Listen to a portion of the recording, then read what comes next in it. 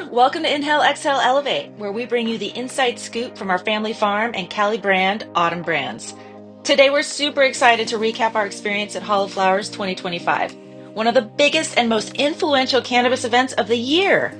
We had an incredible time showcasing our latest products, connecting with like-minded industry leaders, and soaking in all the innovations. Another highlight was being a featured panelist alongside Neema Samari of Cannabiotix and Joey Brabo of Respect My Region, sharing insights on top shelf cultivation at scale. Welcome to Inhale, Exhale, Elevate podcast. I am Autumn Shelton. This is a podcast hosted from our Santa Barbara Coast family cannabis farm to help keep your feet on the ground and your head in the sky. Autumn Brands and our female founders have a message that goes beyond just flowers. Learn about how our two families created a booming cannabis company that is leading the industry towards cleaner and more sustainable cannabis production. We aspire to move beyond strictly cannabis to help plant medicine lose the stoner stigma as we talk about all things holistic health. All right, everybody. So we're going to be hanging out here for a little while. You guys are all welcome to join, light up, smoke. At some point, I'm going to light up a hash hole. So, do your thing. Thank you for having us. Yeah, thank you guys for joining here today. Yeah, I'm excited. We've got a conversation about top shelf cultivation today. We've got two different growing styles, pretty different from each other. Both of you guys have a history of building brands, a history of growing high quality top shelf cannabis, and so thank you guys again. Let's talk a little bit about cultivating top shelf cannabis. What does that realistically mean? What does that mean to you guys individually? When you guys think of top shelf weed, what is that realistically? We'll start ladies first, of course. Autumn. For me, that means cannabis looks amazing, smells intoxicating, tastes delicious, and it burns smoothly. So to start at the top, to look amazing, you really need to have skilled trimmers that know every single one of your genetics and how to make that perfect nug so that they don't take away those incredible trichomes. Smell, that starts in the greenhouse and your growing practices, to curing and really making sure that bud really stays cured as long as it needs to. That then moves to your palate, that really takes in that aroma that you've really cured and brought to that bud. And then as far as like a smooth smoke, people talk about that flushing out the nutrients is really where you get that. But we strongly believe by not spraying any pesticides, including organic pesticides, that's really where you get that smooth smoke. And that's what makes top shelf cannabis. I love to hear that perspective, because you ask enough people what they like about weed, and the answer is drastically different over time. As someone who's reviewed weed without there being any form of structure when I started, you have to just think about what's important to you and kind of build a baseline. And from the cultivation side, I think it's incredibly important to hear these different perspectives on what you guys actually view it, because it's art, and what you guys put into it is its own unique element, and passion, time, costs, all these different things. And it's quite expensive to be a legal weed company, so the time and effort you put into it is huge.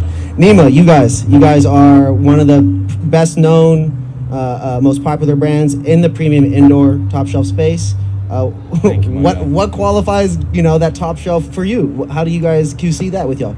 Well, I think over at Cannabiotix, one of the first things that we always kind of recognize and marvel at is the uniqueness of tree, in the sense of how many palatizable elements it really has compared to everything else out there that people consume in one way or another, right? So I really hate using this analog because it doesn't really speak to me as someone who's been smoking weed every day for 25 years. But if you look at, let's say, something like wine, right?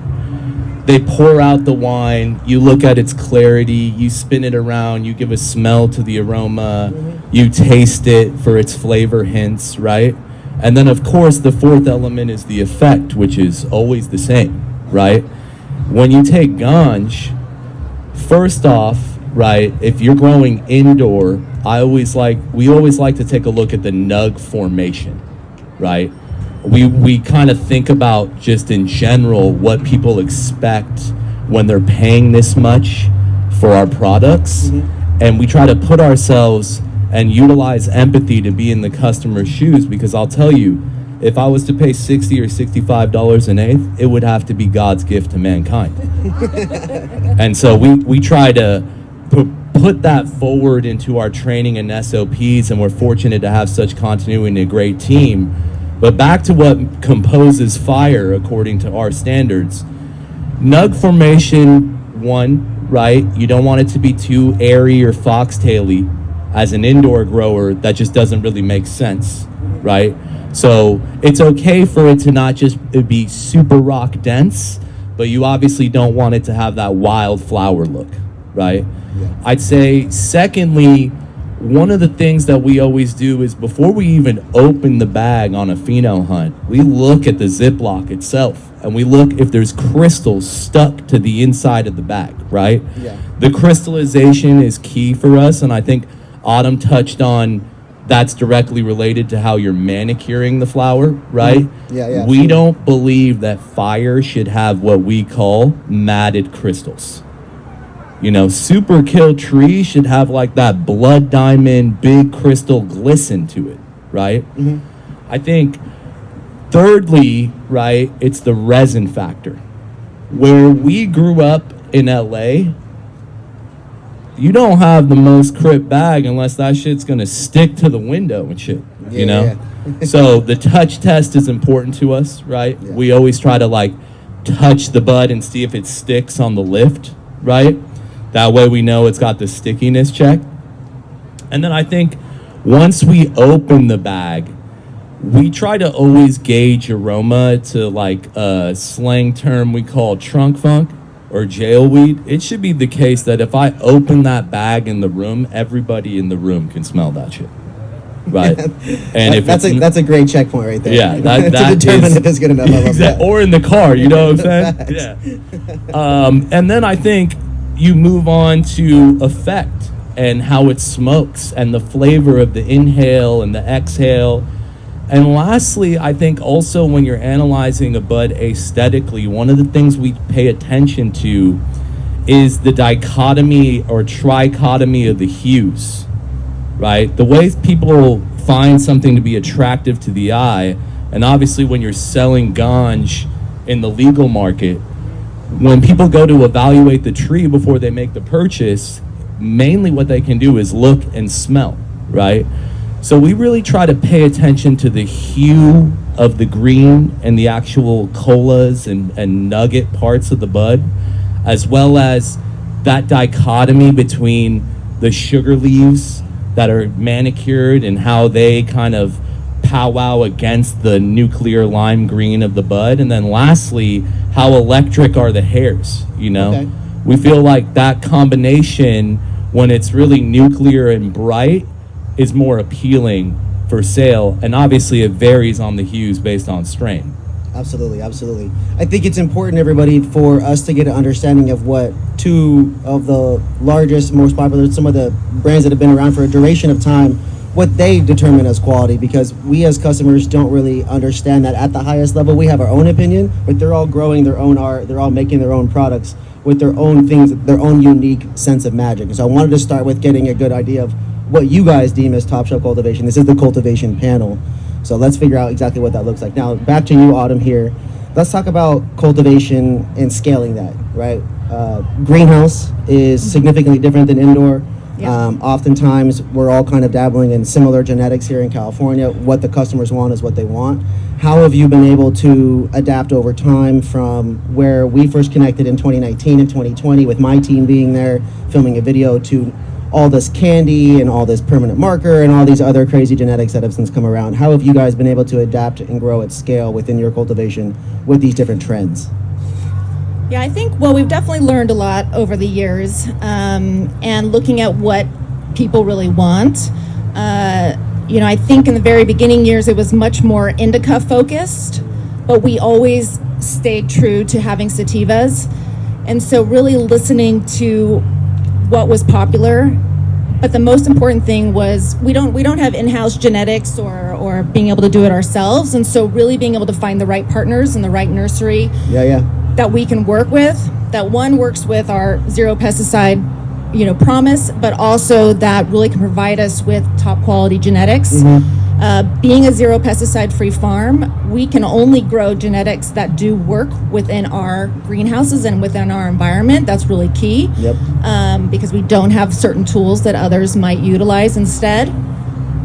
But that's really where we've kind of come about with genetics, to be able to really listen, one, to the consumer, and two, having a team in place as well that really understands what we should and shouldn't grow. But at this point, we still grow about 60 different strains. Wow. And a lot of them are in R&D, and we really spent a lot of time with those clones figuring out which ones do grow well in our system, but also are top sellers. That's huge.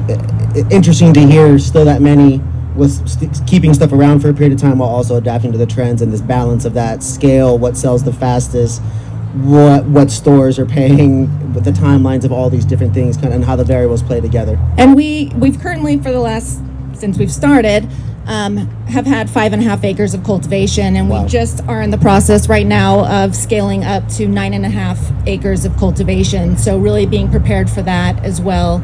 We're From excited- large to even larger. Yes, it's daunting but very exciting at this time. How But cool is we're that? really we're excited to start trying out some new genetics in this new part of the property. It's going to be exciting. You know, I remember seeing the video that my team created there years ago and being like, damn, I missed out on one of the biggest opportunities to see, you know, true agriculture in this historical area of agriculture coming to life. And I still vicariously live through that video when I go into our drive and check it out. Switching over to Neema, you guys, I visited the grow. I forget what city in LA, but I know it's in LA. Yeah, right by Bell Gardens. Yep, Bell Gardens. I didn't want to get the Bell City wrong. But being there, I was so impressed because there were some things there that I'd never seen before. And then fast forward, I believe this is 5 years later now at this point. You guys are 2014 to now. I believe there's been a variety of genetics that have sticked around, some new stuff recently, some different SKUs, edible brands, just a bunch of different things you guys have been working on.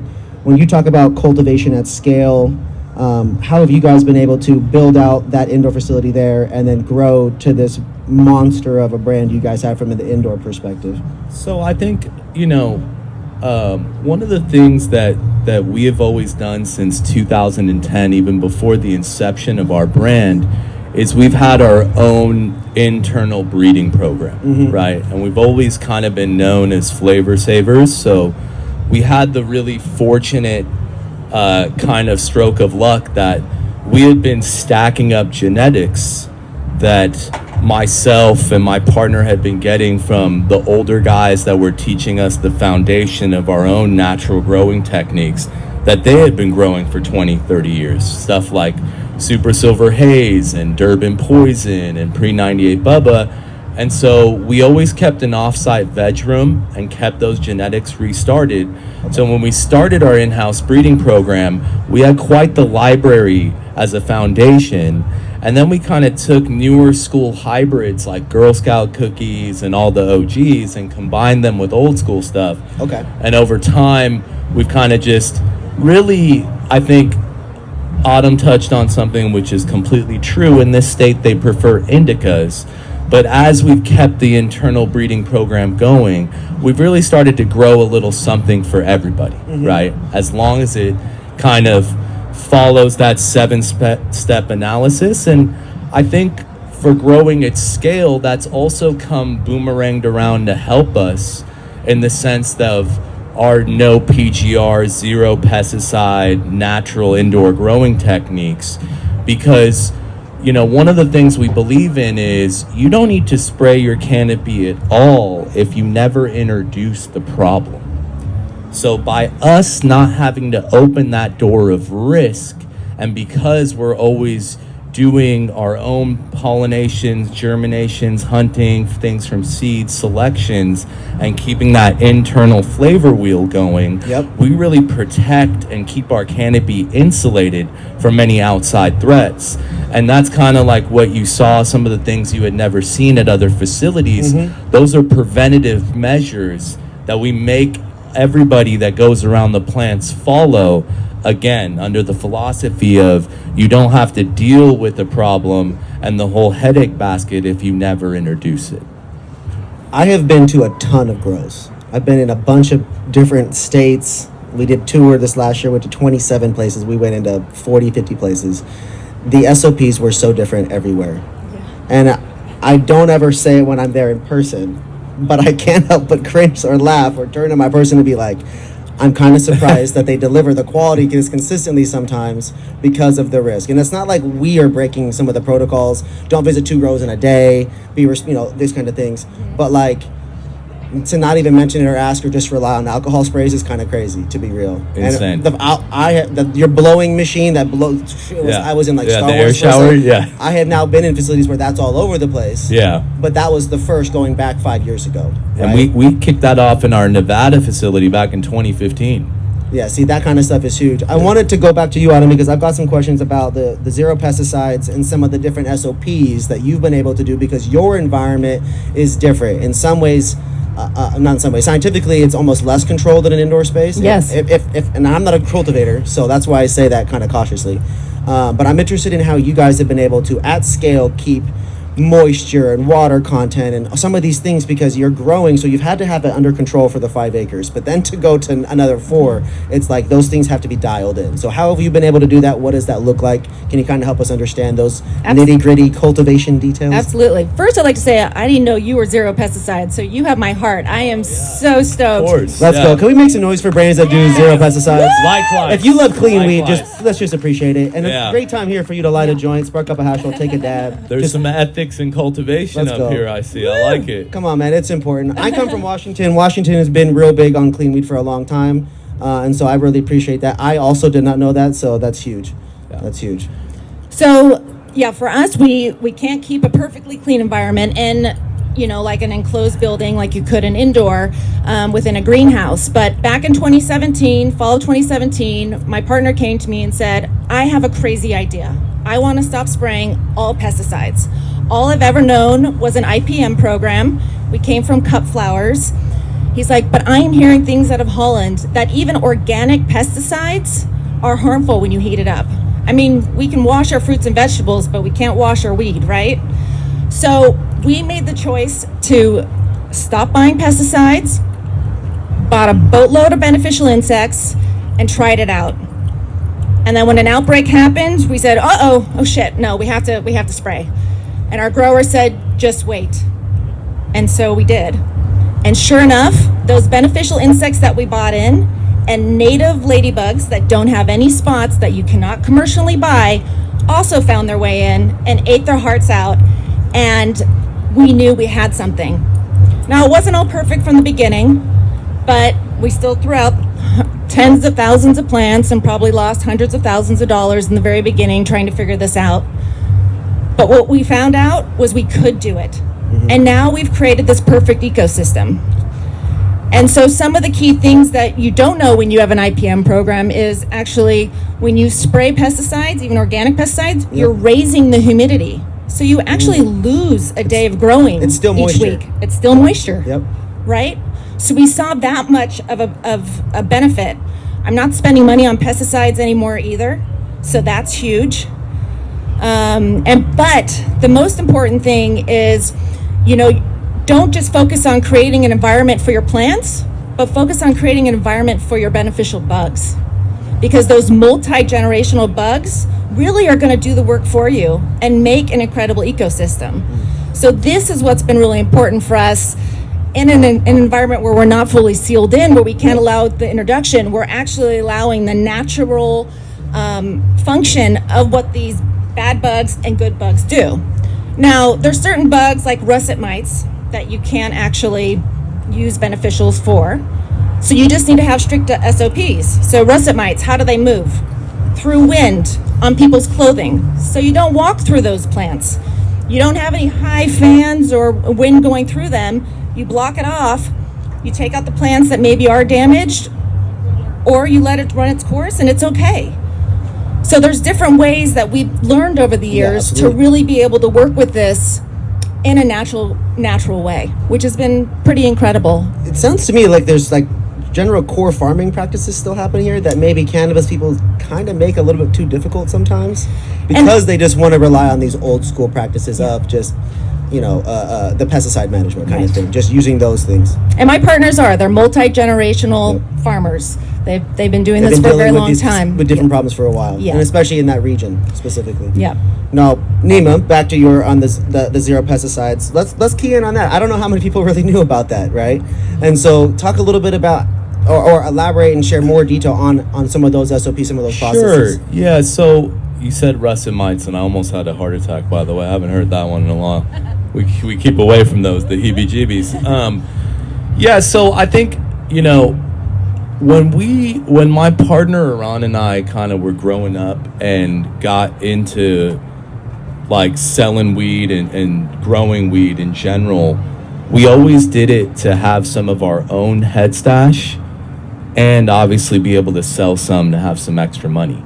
So when we were learning the foundations of the cultivation techniques that have now become the Cannabiotix methods that we teach to our entire Grow Academy, the basis of that was always born in natural techniques, because we were never gonna, poison our own canopy and then dry it and smoke it ourselves, Absolutely. Nobody would give themselves cancer, right?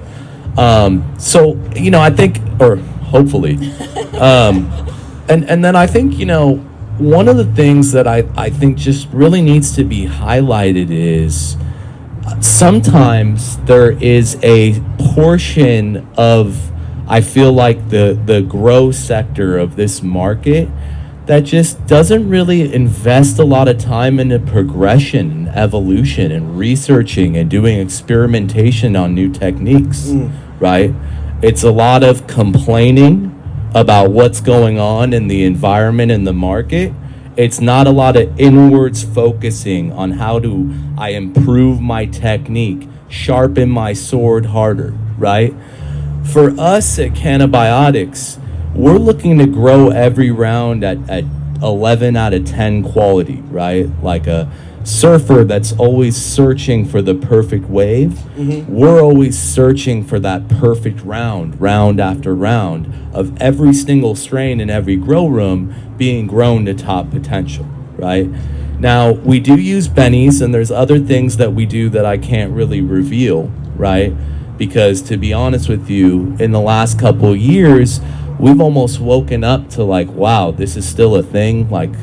People are still using pesticides and stuff like that, even in the legal market, and when there's labs and even when we're supposed to trust it happening properly, it seems that it's not happening in a trustworthy fashion. Right. So, and I think, one of the things that we do, and we try to think about things when we grow our plants, every strain, that push their plant immunity to the maximum. And through our experience, we know how to make certain observational reads and take certain measurements throughout our growth process and within our canopies that give us indicators that the plant's immunity is at top level, right? So it's very similar to, obviously in the last 4 or 5 years, there seems to be a health transparency renaissance, right? Yeah, that's fair. The people that take care of their immune systems and go the extra mile and put that sea moss gel in their smoothies and take care of themselves, they can go out and expose and attend these events and smoke joints, and they don't get sick, right?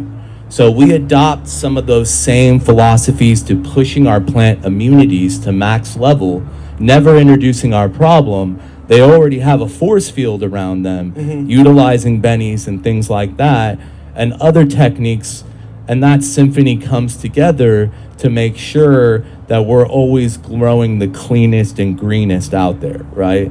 And we don't use PGRs either. We have never needed to kind of mess with the hormonal balance of the plant in order to trigger yields, right? So, I think the last thing I'm going to say is, in general, if you're producing something that people consume, you kind of have an elevated duty, right, to ensure that you're presenting it in a way that's safe for their lungs, or if they're ingesting it, etc. And that's kind of one of the things we always thought comes along with being a weed grower. Do you have something you'd like to add? Well, I was just going to say, I feel like, we stopped growing, or we stopped using pesticides, but nobody really, some people cared, but not everyone paid attention. So we 100%. didn't really talk about it, as openly as we are maybe right now that it's a little more public. But I feel like that's just because people smoked cannabis for decades and decades with full of pesticides and heavy metals, and it was never tested or regulated. Don't know, don't care, didn't know it was a problem. Exactly, Yep. exactly. And so I think people even today are kind of like, they just kind of go with whatever the status quo. So Yeah. unless we are being innovative, we are doing better, we are providing a better product, an option to these people, to the consumer, Agreed. then they're just going to go with the status quo. So it is up to us Yeah. to make this change. I think it goes without saying that your company, a certain style of growing, indoor flower versus outdoor, whatever the stigma, whatever people's biases are, whatever their preference is. Some point or another, I saw you guys in hundreds and hundreds and hundreds of stores. That's a successful way to do it. So grow greenhouse, grow outside. There's a demand for it, and there's growth opportunities there. And doing it with no pesticides and doing it that way can be done, and it can be done at scale, right? Indoor can be done the same way. Obviously not the same growing style, but can be done the same way with the same commitment to that. And it is now a popular thing. It has become a buzzword, and it's so bullshit that it's become a buzzword, and we can't trust it now because of the bad actors. So I want to shout out one of my sponsors on one of my podcasts is Infinite Chemical Analysis Labs. They are a testing lab that's not paying for me to say this. This is out of the bottom of my heart. Somebody that like shows up and lobbies for these things and is advocating for that and was a part of that scandal in July with all the labs and the pesticides and all that kind of stuff. We want to be able to trust it, so we should be supporting groups like this. Spend your money with the right company. Spend your money with people that are doing it right. And shout out to you guys for doing it right. I want to circle back because as I learn about all these things, and I don't know you guys personally very well or your backgrounds, a bio does not do it justice. But I hear you guys talk so passionately about these things that are quite scientific, that took a lot of money. There's technology involved. There's this whole level of agriculture involved. Again, back to you, Autumn. Can you tell the people a little bit about your background and how Autumn Brands came about? Because I'm aware of these things, but there might just be some general fans here or some buyers here that have no clue. Maybe they just want to support you because they like, what you guys are all about. Sure. So Autumn Brands is two families that own and operate the business every single day.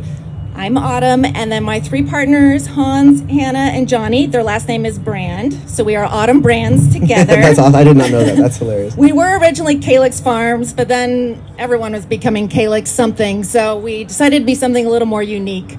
My partner Hans has owned his property for over 30 years. Like I said, multi-generational cut flower grower from Holland. So he was growing cut flowers before that, Gerber daisies, tulips, whatnot. I worked for him in that business.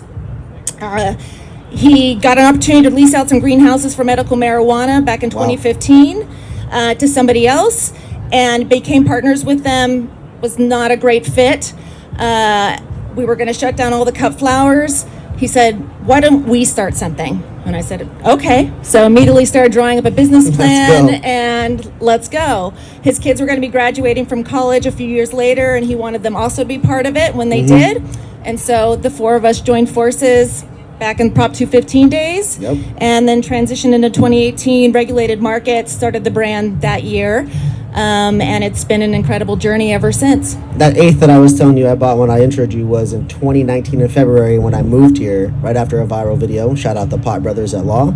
And that was a vivid memory of buying it over there off Wilshire at a little dispensary and a gas station. Neema, similar question for you. How does all this science and expertise and the understanding of these ecosystem stuff, where does that come from? What were you up to? So, Cannabiotix, I founded Cannabiotix back in 2014. It's co-owned by myself and my best friend from home, Iran. And we got a lot of our buddies, thank God, from back home working for us and a kick-ass team. But I grew up in Santa Monica, kind of surfing and skating. And so at a young age, I had a lot of older buddies that were either selling tree or growing little small 4-lighters, closet ops, things like that. So we were just kind of exposed to it a lot early on, and it's really kind of part of the lifestyle back in Santa Monica. Like, your substitute teacher smokes herb, your friends' parents who are psychologists smoke weed, things like that all over the place. So, I think I was fortunate to be kind of exposed to it early on, and I first started selling weed back when I was 15, kind of to make my own bread and have some head stash on deck to smoke at all times without it coming out of my pocket. And so I sold weed till I was about 20, went to USC. Kind of my whole game plan was to just, join a frat house and start selling to every other frat house, and then every frat Smart house business at every model. college. Reoccurring revenue. Yeah. And then, I kind of was the financier at first of grow operations. So I had guys that said they knew how to grow, and I was trying to, I was sending drivers to NorCal all the time, and when it wasn't me, I'd get slid in like 30 bows of last year's crop. And obviously, that can boil down after a couple boxes to be your profits. Absolutely. So I kind of got tired of the bait and switch maneuvers and wanted to internalize some of the supply I needed to serve fulls. So I started out bankrolling grow operations, home grows, right, with guys that said they knew how to grow. I put up all the chips, last month's rent, next couple months rent, power bills, hydro setup, all that. Once the harvest gets down, split it 50-50. Well, I set up 4 of those in like 9 months, and Wow. 3 of them took L's. One guy broke the 10 commandments, which is never tell anybody, 1 through 10. And of course it got robbed. Another setup, right when we finished it, the landlord was like, oh, I need an appraisal inspection to come through before we even pulled the first harvest. And Wow. the last spot, there was a power issue that made it incapable for us to actually pull it off there, and we couldn't figure it out. So I ended up taking over the last of the Mohicans of those grow operations, because at that point I had taken quite a monetary L and needed it to go well, and then kind of just started to really get going and fall in love with it and do a bunch of experiments. And that's really kind of where the Cannabiotix technique was born from. Back then we did about 497 side-by-side experiments, I'd say, over the next 10 years. And so that would be, we would keep strain logs and we would do experiments, obviously using scientific control, and we would test things anywhere from when to structure and clean up the plants, how often to feed them, at what duration, do the OG types like more CalMag during this period, and tweaking the nutrient formula, all that stuff. And that's really where the technique was kind of born out of. Was really fortunate to learn from a lot of old school, really talented growers, particularly indoor growers in my early days, and kind of taking that technique and then reading papers out of grad student thesis, UC Davis agricultural programs and things like that, and putting that all together in kind of a progressive evolution and always trying to improve the technique.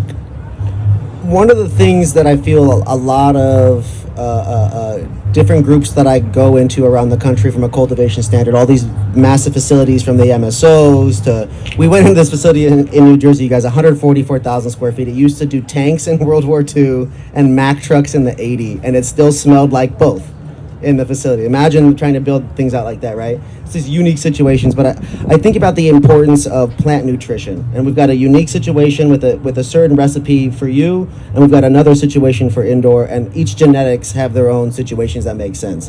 When I think about plant nutrition, I did something I don't understand because your boy struggles with his own plant nutrition and my addiction to teriyaki, and so I think about, my question for you here, Autumn, is what is the role of plant nutrition? How have you guys figured out your sauce? Can you elaborate and kind of help us understand what goes into that part of your guys' cultivation experience? Well, I am actually not the one with the green thumb in my partnership, so we do definitely divide and conquer. But we grow hydroponically. Plant nutrients is very key in finding out the right recipe. My partners definitely don't like to share their special sauce. I try to listen in too, but they give me, and then it just goes in one ear and out the other.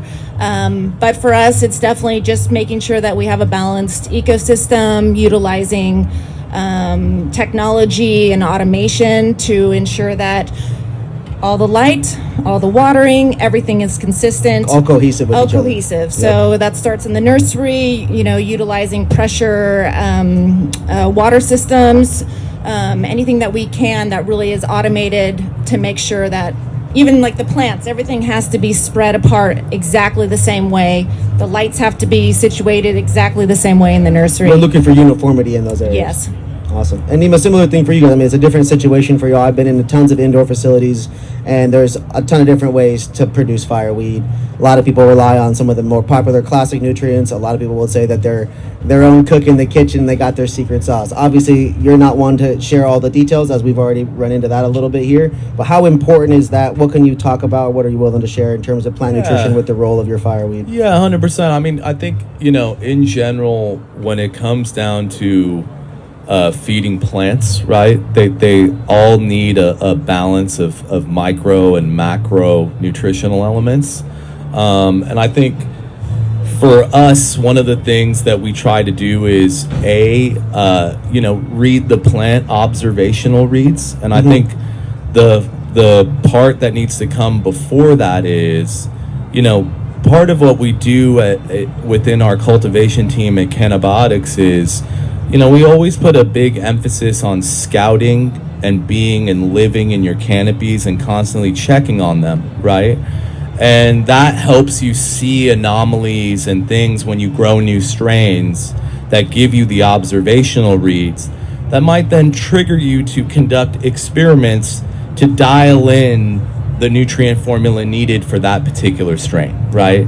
And then there's certain signs that you can read early on within the leaf matter of the plants, how they present themselves, their perk, etc., the stalk color of the plants, things like that can give you kind of hunches and cues on how that imbalance of micro and macro elements might need to be adjusted for that particular strain, or in general the canopy that you're scouting and observing.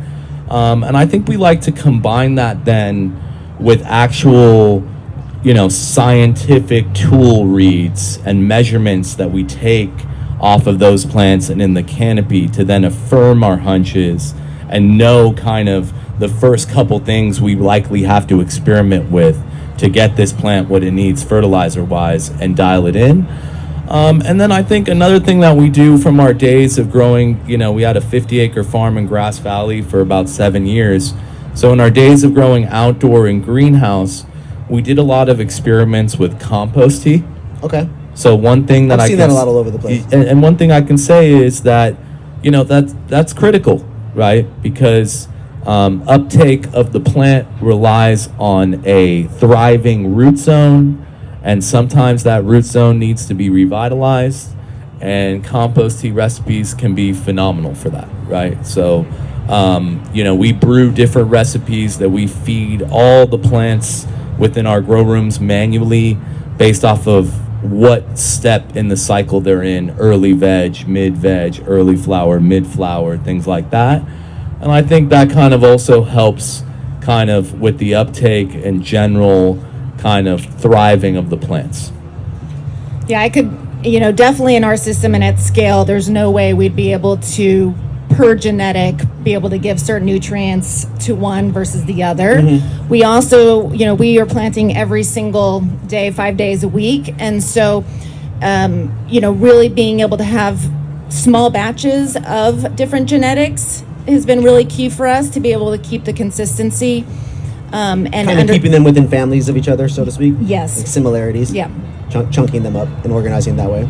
Now that's super cool. So I have two more categories of questions for you guys. One's on testing, because the importance of testing and the role of that in cultivation. I think that's important because there's this balance of retail, there's this balance of this THC, there's this balance of the labs and all that stuff. So I want to touch on that, and then I also want to end it on some of the products that you guys have, some of the things you're excited about. We're in a new year, we're at the end of Q1. What do we got the rest of the year? So before we get to the products and brands and what you guys are doing here at the show, let's talk a little bit of testing, the technology, all that kind of stuff that goes into you guys growing. How does the role of testing really play into you guys' cultivation skills? Is that something you guys think about? Are we searching for genetics with high THC? Or do we not care about that as much? Are we kind of rebelling against what these retailers and customers are either asking for, or whether they like it or not? What is the role in that for you guys? Does it matter at all, or what are your thoughts there?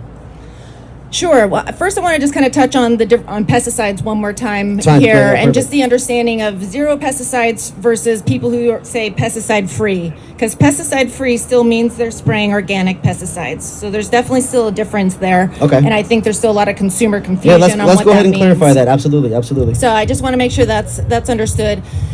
Testing, that's definitely been a hot topic with the changes that occurred and people, raising the THC levels. We're just trying to grow really good quality weed. Yep. And focusing on, ideally, yeah, we want to stay in the 27 to 32% THC is where we like to be, and the genetics that we choose. And that really goes into our growing techniques as well. And so when they did change the lab testing rules, we didn't actually see too much of a change, where I think a lot of people did see kind of a 6% reduction in where they were. Some of that roller coaster effect Yeah. with some of these groups. But we still, we're a health and wellness brand, so we still grow CBD Yep. strains as well, and we have consumers that really appreciate also lower percentages. They don't. Absolutely. It's gotten too high for them. But we try to really meet the consumer in that range of the 20 to 35% range. And back to the zero pesticides, pesticide free, more layers to add into that. What does that realistically mean for people when they see a jar, when they see something saying that, or even when a bud tender is saying that? What is the real value of some of the things that we're seeing in that, or what does that bring clarity to that if you can? Well, just kind of going back to organic pesticides, certainly better than conventional pesticides. But again, you're smoking. You don't have the opportunity to wash it. So, these soaps and essential oils can become toxic when you're inhaling them. And for someone that is smoking all day long, or someone with a medical condition, this is a big problem. And luckily, the LA Times, even with all its flaws, has really brought this conversation out, and people are starting to listen and really pay attention to pesticides. Now, I think the focus is more on conventional, or ones that are sneaking in there, or people using too much. But I really want to bring the focus on organic as well, and the potential of those issues as well, because we are inhaling this product. And I do get very frustrated, I will be very honest, when I see people saying, oh yeah, we're pesticide free. And I'm like, no, I see your spray sign every single week. You are not pesticide free. You still have a spray report. Zero pesticides is a completely different thing. We love the retailers, we love the bud tenders, we love the culture cannabis, but there's still a lot of misinformation out there because of just an overall lack of education, lack of resources on training. And so it'd be dope to be able to see that kind of stuff get clarified more. Understanding what truly is pesticide, what truly is safe or not safe is huge. What are your thoughts on the testing stuff that we've been dealing with the last year here in California, and whether that's impacted CBX or whether you've noticed a shift in demand, or what are your thoughts there? Yeah, thankfully it hasn't really impacted us, but that's kind of, when we hunt genetics, we really try to, the first barometer obviously is those aesthetic qualities that we talked about, and going through that kind of 7-factor test. But then after that, we do take a lab test. We're very close with Santa Cruz Labs. Alec, one of the founders, was one of my buddies that used to work at Santa Cruz Hydro when I had grow ops up in Boulder Creek years and years and years ago.